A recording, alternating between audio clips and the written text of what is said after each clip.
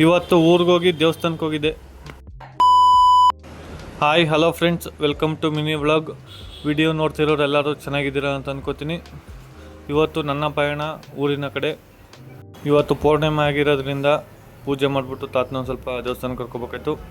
ಆಯಿತು. ಆಮೇಲೆ ಏನಿಲ್ಲ ರಂಗಣ್ಣ, ಪೆಟ್ರೋಲ್ ಬಂಕಲ್ಲಿ ಬಂದು ನಮ್ಮ ಗಾಡಿ ಹೊಟ್ಟೆ ತುಂಬ ಪೆಟ್ರೋಲ್ ಹಾಕ್ಸ್ಕೊಂಡು ಹಾಗೆ ನಂಜನಗೂಡಲ್ಲಿ ಫಿಶ್ ಎಲ್ಲ ತಗೊಂಡು ಹೂವು ತಗೋಬೇಕಾಯ್ತು ಪೂಜೆಗೆ. ಹೂವೆಲ್ಲ ತಗೊಂಡು ಅಲ್ಲೇ ದೇವಸ್ಥಾನ ಪಕ್ಕದಲ್ಲಿ ಕಬ್ನಲ್ಲಿ ಕುಡ್ಕೊಂಡು ಅಲ್ಲೇ ದೇವಸ್ಥಾನಕ್ಕೆ ಒಂದು ಕೈ ಮುಗಿದ್ಬಿಟ್ಟು ಹಾಗೆ ಕವಲೆಯಿಂದ ಬಂದು ಚಿಕನ್ ತಗೊಂಡು ಮನೆಗೆ ಬಂದೆ. ಮನೆಯಿಂದ ನಾನು, ನಮ್ಮ ತಾತ, ನನ್ನ ತಂಗಿ 3 ಸೀಟು ದೇವಸ್ಥಾನಕ್ಕೆ ಹೋಗ್ತಿದ್ದೀವಿ.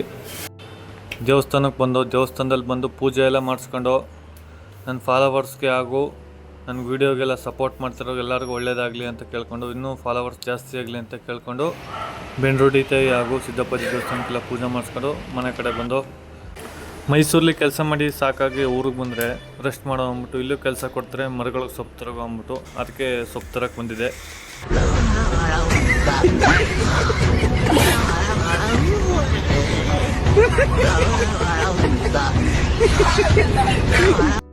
ಸೊಪ್ಪೆಲ್ಲ ತಂದ್ಬಿಟ್ಟು ಸಂಜೆ ಪೂಜೆ ಇತ್ತು.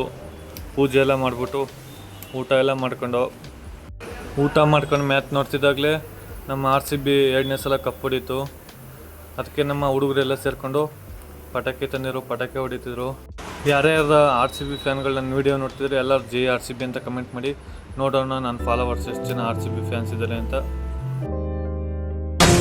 ಮೈಸೂರ ಮಲ್ಲಿಗೆ ಕಂಪಲ್ಲಿ ಕನ್ನಡ, ಕೊಡಗಿನ ಕಾಡಿನ ಎಂಬಲ್ಲಿ ಕನ್ನಡ, ಜೇನು ಜಿನುಗೋ ಭಾಷೆನು, ಪ್ರೀತಿ ಸುರಿಸೋ ಚಿಲುಮೆನು, ಮಲ್ನಾಡ ಕರೆ ನಗುವಲ್ಲಿ ಕನ್ನಡ, ಮಂಡ್ಯದ ಸಕ್ಕರೆ ಸವಿ. ಈ ಸಲ ನಮ್ದು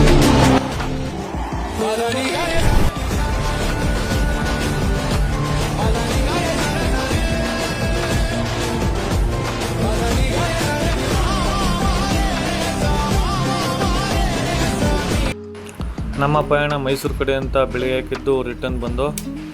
ಓಕೆ ಫ್ರೆಂಡ್ಸ್, ಬಾಯ್. ನೆಕ್ಸ್ಟ್ ವೀಡಿಯೋದಲ್ಲಿ ಸಿಗೋಣ. ಅಲ್ಲಿ ತನಕ ವಿಡಿಯೋ ಇಷ್ಟ ಆದರೆ ಫಾಲೋ ಮಾಡಿ, ಶೇರ್ ಮಾಡಿ, ಸಪೋರ್ಟ್ ಮಾಡೋದು ಮಾತ್ರ ಮರಿಬೇಡಿ.